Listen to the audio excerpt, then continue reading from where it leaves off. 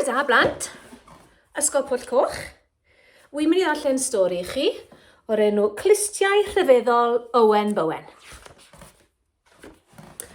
Mor glyfar a'r tywysog Thomas. 5 gwaith 5, medde Mrs Mark. Roedd ganddi ffordd o ddweud pethau'n dawel oedd yn swno fel petai'n gweiddi arnoch chi. Ysgrifennodd pob un yn y dosbarth rhywbeth yn ei lyfr ar wahân i Owen. Brathodd ei bensil, beth oedd yr ateb? Byddai'n dda ganddo betai'n gallu gweithio'r ateb allan, ond fedrai e ddim. Y drafferth oedd doedd Owen yn dda i ddim gyda syniau. Doedd dim ots pa mor galed roedd e'n ceisio, doedd e'n cofio dim pellach na thabl 3. Teimlau ei glistio'n dechrau wiglo eto.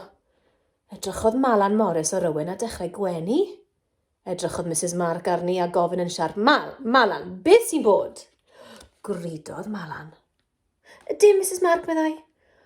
Ond gallai Mrs Mark weld tros ei hun bod clustiau Owen yn wiglo. Y broblem oedd nid wiglo ychydig bach roedd clustiau Owen. Roedden nhw'n wiglo ac yn siglo fel petai nhw'n chwifio arnoch chi. Owen Bowen, meddai, rho'r gorau iddi ar unwaith. Petai yn treulio cymaint o amser wrth dy waith ac ar wiglo dy glistiau, gallai fod mor glyfar ar tywysog Thomas. Gwenodd pawb yn y dosbarth.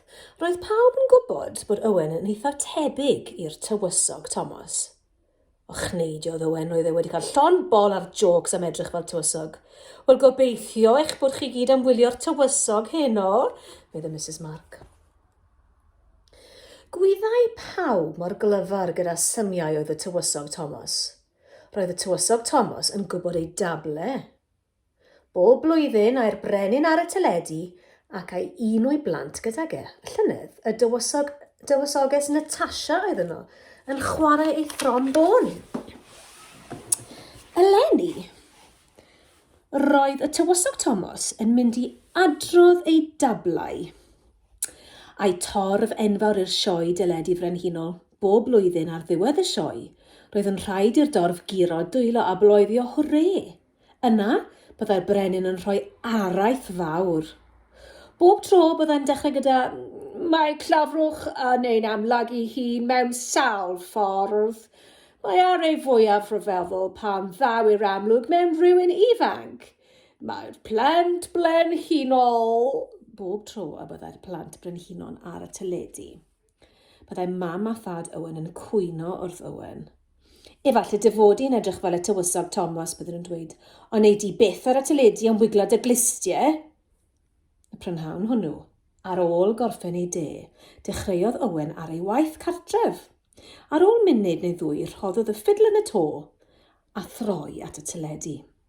Roedd dynes yn siarad, heno, bydd rhaid i bawb wylio y tywysog Thomas, diffoddodd Owen y teledu. Aeth allan ag eistedd ar y stepen drws. Gallai glywed cerddoriaeth yn chwarae ar y radio dros nesaf. Dechreuodd wiglo ei glistiau. Yr un chwith i ddechrau, yna'r un dde. Mewn dim o beth roedd y ddwy glist yn wiglo yn ôl ac ymlaen gyda'r gerddoriaeth. Daeth Mrs Hughes dros nesaf hibo. O, rwy ti'n dda, Owen, meddai. Rwy ti'n berfformio'r bach da. Does neb arall yn meddwl hynny, cwynodd Owen. Pennod 2. Chwilio yn y dirgel. Gyda hynny, gyrrodd car yn araf i mewn i stryd Owen. Stopiodd y tu allan i dŷ Owen. Camodd dyn a dynes allan. Roedd llun gan y dyn. Syndod i Owen cerddo nhw ato fe. Edrychodd y dyn ar Owen a edrychodd ar y llun. Mae'n rhyfeddol, meddai. Daeth mam a thad Owen allan. Be sy'n digwydd, gofynnodd Mr Bowen.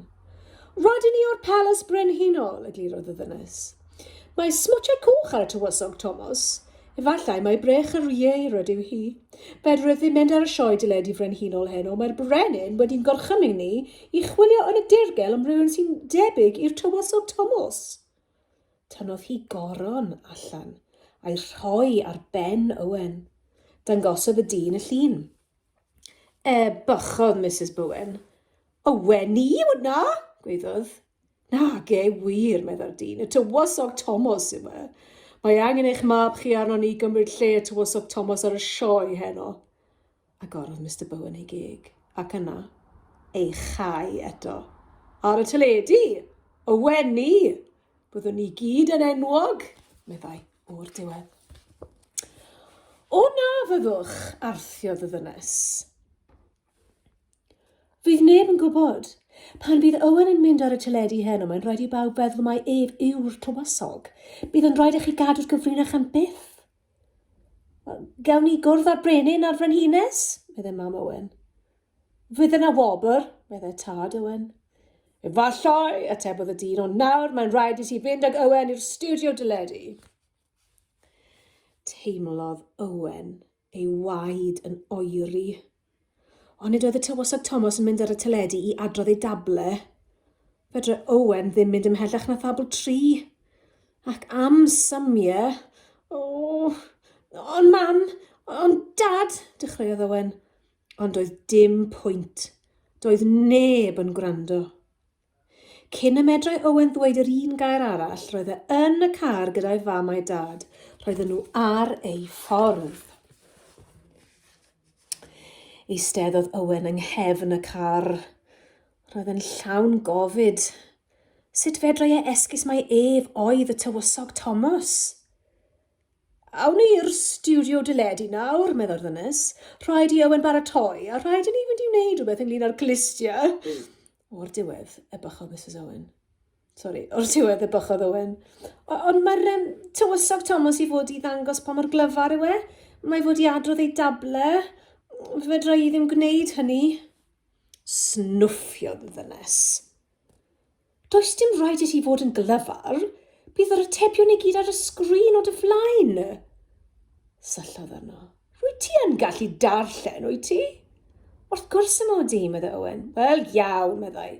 Bydd neb arall yn gallu gweld y sgrin. Bydd neb yn gwybod nag wyt ti'n gwybod dy dablau. Roedd y brenin yn camu yn ôl ac ymlaen yn y studio dyledu. Fedrai ddim aros eiliad arall, meddai. Mae'n rhaid ei bod wedi cael hyd i rywun tebyg i'r tywysog Thomas erbyn hyn. Ar y gair, cyrhaeddodd Owen a'i rieni. Ymgrymodd Mr Bowen. Dyma Owen, meddai. Rwy'n falch ein bod ni'n gallu helpu chi, eich mawr hydi. Edrychodd y brenin ar Owen. Gwenodd. Mae'n Rhyfeddol, meddai. Gallech chi fod yn Thomas ar wahân i'r Clustiau. A gwisgwch goron Thomas a chyddiwch eich Clustiau. Ond eich mawr hydi, meddai Owen, nid y tywysog Thomas ydw i. Dydw i ddim am esgus mae'r tywysog ydw i. Nonsens, meddai'r brenin. Rwy ti'r un ffunud ag e. Dyna sy'n bwysig, gwna fel mae pobl yn ei ddweud a darllen y sgrin. Roedd yn bryd i'r sioe ddechrau. Estedda'r bobl yn ei seddau. Estedda Owen mewn cader fawr. Roedd cerddoriaeth yn chwarae. Yna, siaradodd dyn a gwen fawr ar camera. Noswaith dda bawb! Heno rydyn yn hapus i groesawu ein tywysog ifanc i'r sioe. Mae'r tywysog Thomas yn mynd i adrodd tabl 8. Am hogyn clyfar! Disgleiriodd y goleuadau ar Owen. Cyfrifodd y dynes a chyrn clust i fyny i 5 ar ei bysedd.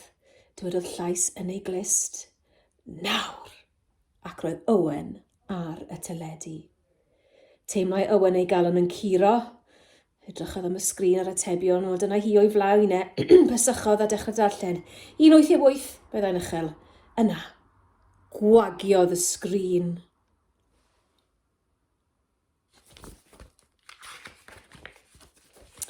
Owen yn cyfri. Teimlai stumog Owen fel petai pryfed yn dawnsio ynddi. Roedd e am daflu fyny. Gwyddai beth oedd yr ateb nesaf, felly meddai 2-8 yw 16, ond beth oedd 3-8? Dechreuodd ei glistiau wiglo. Simsanodd coron y tywysog o un ochr y llall. Teimlodd Owen y goron yn llithro dros ei lyged yn ar a bach. Tynnodd y goron. Roedd hi'n ddigon i wneud i glistiau stopio wiglo. Yna, Siaradodd y dyn eto. Doedd e ddim yn sôn am mor hapus nawr.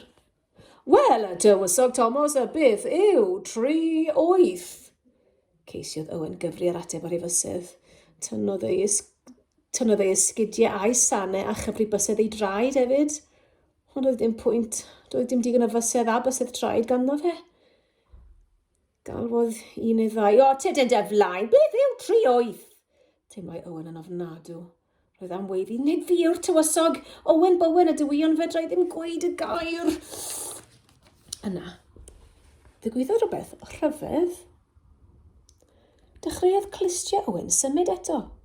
Wiglo nhw nôl ac ymlaen yn ara bach. Dechreuodd y dorf gyfri. 1, 2, 3, fflapiodd y clustiau 24 o weithiau, sef 3-8 yn union. Galwodd rhywun, beth ar 4-8? Wiglodd y clustiau 32 o weithiau. Mae glustiau'n gywir, galwodd 2 wraig o'r rhes flaen. Bloeddiodd y dorf, hwrre! Erbyn i Clustiau Owen gyfri 10-8, roedd y dorf yn neidio i fyny ac i lawr mewn cynnwrf. Edrychodd y dyn ar y brenin. Edrychodd ar Owen. Wyddai e beth i'w wneud. Diolch y tywysog Thomas. Neu dylwn ni ddweud diolch i Clustiau y tywysog Thomas. Chwarddodd pawb ond y brenin. Nawr bydd y tywysog yn gwneud symiau, gweiddodd. Paid, dad!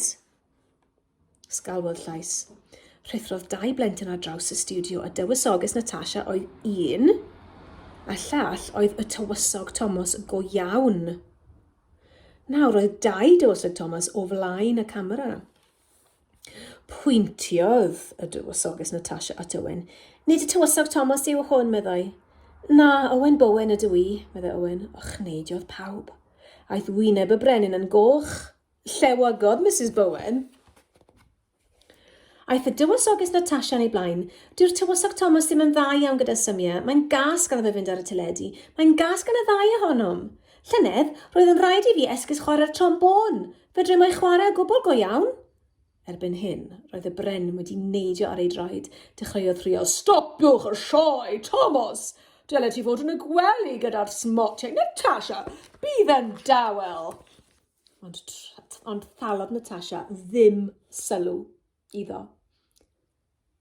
Fi beintiodd y smotiau coch ar Thomas. Ti? Gwedodd y brenin. Ie, medda'r tywysog Thomas. Ond doeddwn ni ddim yn meddwl y byddech chi'n cael gafel ar rhywun sy'n debyg i fi. Felly daethon ni gyd yma mewn taxi. Aeth y dywysoges Natasha ymlaen. Roedd yn rhaid rhoi stop ar y sioe wirion hon. Rydyn ni'n ei chysau am fod pawb yn chwerthin am ein pennau. Maen nhw'n meddwl y bod ni'n boenus o berffaith. Rhoddodd y brenin ei ben yn ei ddwylo. Ond rydyn ni wedi mynd ar y sioe dyledu frenhinol erioed. Dyna ei ffwrpas hi. Ie, medda'r dyn. Doedd e ddim yn edrych yn hapus o gwbl. Beth am fy sioe i? Gwni, edda Owen yn ddewr. Beth am roi sioe ymlaen fydd y plant yn ei hoffi go iawn? Gallai plant o bob oedran o'r wlad, bob rhan o'r wlad fynd arni. Waw, chwilio am dalent newydd, medda'r tywysog Thomas. Am syniad da. Arter ymlaen, dad, medda'r dywysoges Natasha, dweud ie? Aeth y brenin yn wyn, ac yna aeth yn goch.